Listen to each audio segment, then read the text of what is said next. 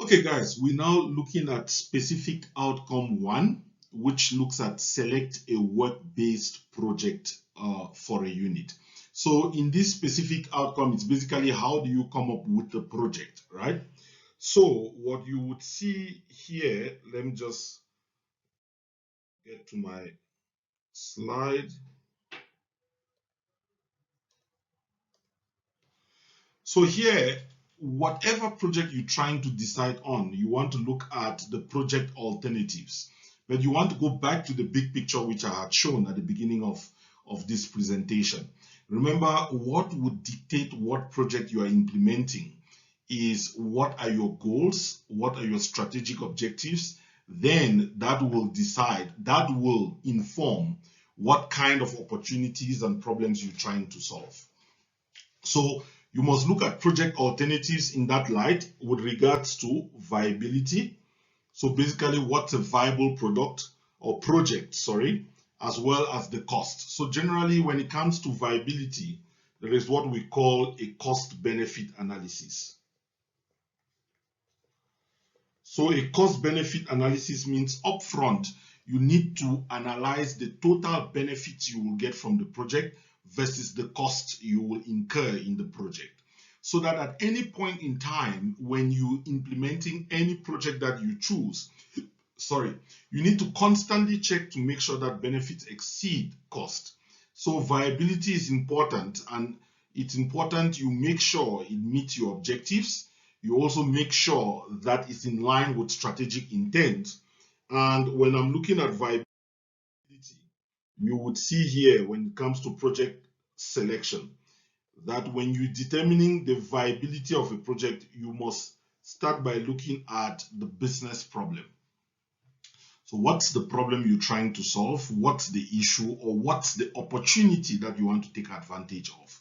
Remember, that will trigger the project that you're running. So typical example, if a business is running at full capacity and you realize that there is room for expansion, expansion may mean renting new space, hiring more staff. If you're a production company, increasing your production capacity, building a new factory, those are all opportunities. Or as we said, it could be a problem you've identified, poor servicing of your customers. So you're trying to solve that problem by saying, maybe we should get a new CRM system, as I previously explained, customer relationship management, which would help us understand our customers better, analyze our customers' needs, and sell our customers the products and goods they're looking for. So at times it's a problem you're trying to solve, at times it's an opportunity you're trying to take advantage of. But both of these will trigger the project which you are trying to implement, of course, in line with organizational objectives. You then need to look at potential solutions or project alternatives. Remember, if the issue is poor customer satisfaction, are there alternative CRM systems that we can use? Should we use some kind of company spreadsheet? Can we use Excel to solve the problem? So what you want to do is you want to look at the best alternative. You want to analyze the cost benefit of these alternatives and decide on what projects you would want to take. And based on analysis of your alternatives, looking at all the facts that we've talked about, then you would make recommendations of which projects to take on and which projects not to take on. So basically, at this point, you're going back to the big picture again. So you're coming back here to make sure that whatever projects you are choosing, you see it all ties back here, must be in line with all this. Your mission vision doesn't change all the time. Goals will change, but not as frequently. But as the market changes, you may have to keep changing your strategy, your objectives, your budgets. So what informs the kind of projects must go back to the strategy or to the goals or to the vision or to the mission of the organization. That's what we're talking of strategic alignment or strategic intent. The problem is at times employees or companies are too caught up in running operations that they have many projects that they would finish and realize, but why did we do this project in the first place? Because nobody is coming and saying, how does this project link back to the company's strategic intent?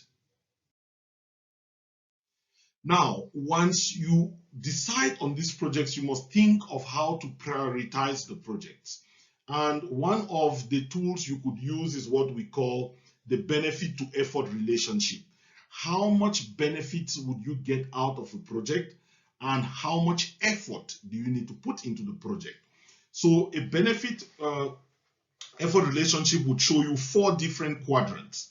So take the first kind of projects that you want to implement are these ones that fall in the quick wins, because they've got high benefits, but they've got low effort. Generally, you would realize that these are projects that the team has done before. They've got experience. They don't need a lot of planning. They would optimize the resources, and they do these projects very quickly.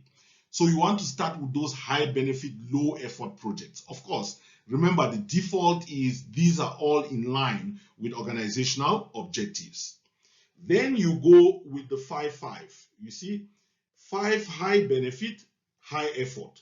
These are major projects. These are the projects that would require you to sit down, get to detailed planning, understand. So it would be projects that may take long. It may be projects that would need a lot of resources. These may be projects that may be expensive. These may be projects that we've not done before. So high planning, complexity, resources, communication, integration of different departments to carry out these projects. So major projects, they're also important.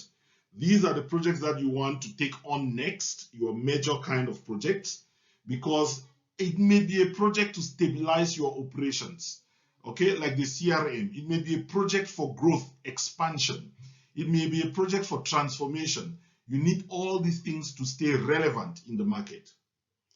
Then you've got the burdens project, the ones that need a lot of effort. Your effort is high and the benefit is low. These are the kind of projects that you want to avoid, because so much effort with just so little return. At times, if these projects are necessary, a technique you could use is to outsource. Because you may say, you know what, instead of doing this in-house, let me get somebody out there that can do this much easier and cheaper, because it's core for them, and you outsource those projects. Then you've got those with low benefit, low effort, busy work. You want to do this last. So I would not want to take my resources and from quick wins and allocate here. I want to only do this when I have freed up resources. When I've freed up my resources in terms of people, then I would want to do the busy work, because it's low effort, low benefit, and if they are necessary. So the benefit to effort relationship graph is an important one, because it helps you to prioritize your projects. So this specific outcome would help you understand how to choose your projects. Let's move on to specific outcome 2.